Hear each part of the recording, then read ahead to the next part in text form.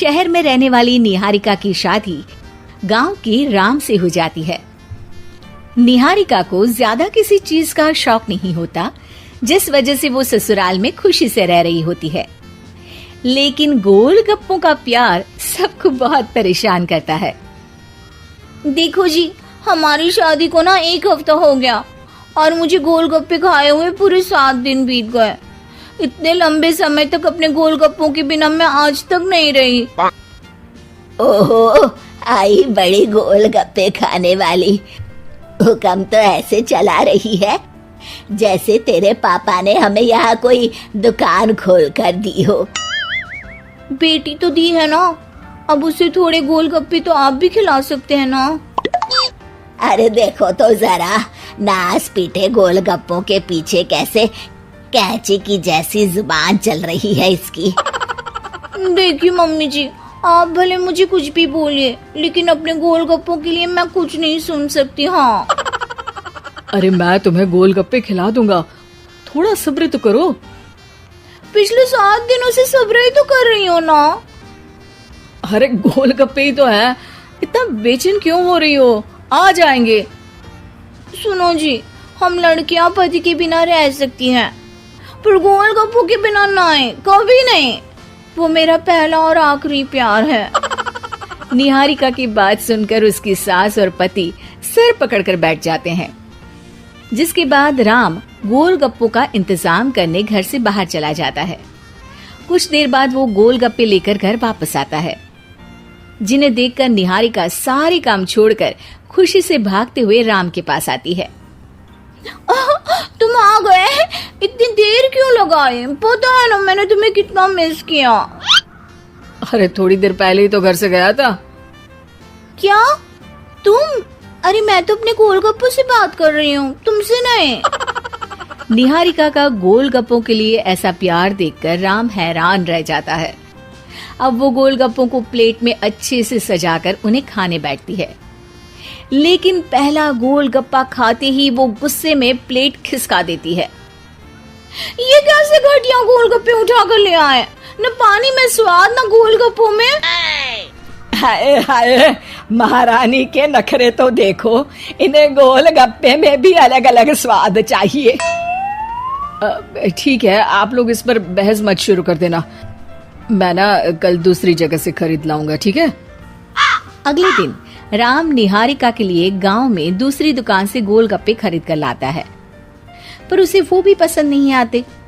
जिसके बाद बहुत दिनों तक यही सिलसिला चलता रहता है, जिसमें राम अपनी पत्नी के लिए दूसरे गांव तक जाकर वहां से भी गोलगप्पे खरीद कर लाता है। पर निहारिका को कहीं के कोई भी गोलगप्पे पसंद ही नहीं आते। तुमको तो अच्छे गोलगप्पे की पहचान करना आता ही नहीं है। तुमको गोलगप्पे का प्यार पता ही नहीं है, तुमसे कुछ होता ही नहीं है। अरे तुमसे बहुत होता है तो तुम खुद कर लो ना। सास की बात पर निहारिका बैग पैक करके घर से जाने लगती है, जिस पर राम उसे रोकते हुए कहता है, अरे इतनी सी बात पर कोई घर छोड़कर जाता है क्या? मैं कल शहर जाकर तुम्हारी पसंद के गोलगप्पे ले आऊंगा, ठीक है? आपको कहीं जाने की जरूरत नहीं है, मैं ही शहर चली जाती हूँ और घर छोड़कर नहीं जा रही, गोलगप्पे खाने जा रही हूँ। ये कहकर निहारिका शहर में अपने पापा के घर चली जाती है, जहाँ पर वो सुबह के नाश्ते से लेकर रात के खाने तक में मन और पेट भर कर गोलगप्पे खाती रहती है, जिससे उसकी तबीयत खराब हो जाती है और उसे अस्पताल में एडमिट करना पड़ता है। फूड पॉइजनिंग है, जंक फूड बिल्कुल बंद करना होगा। लो, बहुत गोलगप्पे गोलगप्पे करती रहती थी, कर दिया ना गोलगप्पे ने बीमार। और खाओ अब। माँ, इसके बारे में हम घर जाकर बात करेंगे। कुछ दिनों में निहारिका ठीक होकर अपने ससुराल वापस आ जाती है, जिस पर एक बार फिर सास बहू की नोकझोंक शुरू हो जाती है।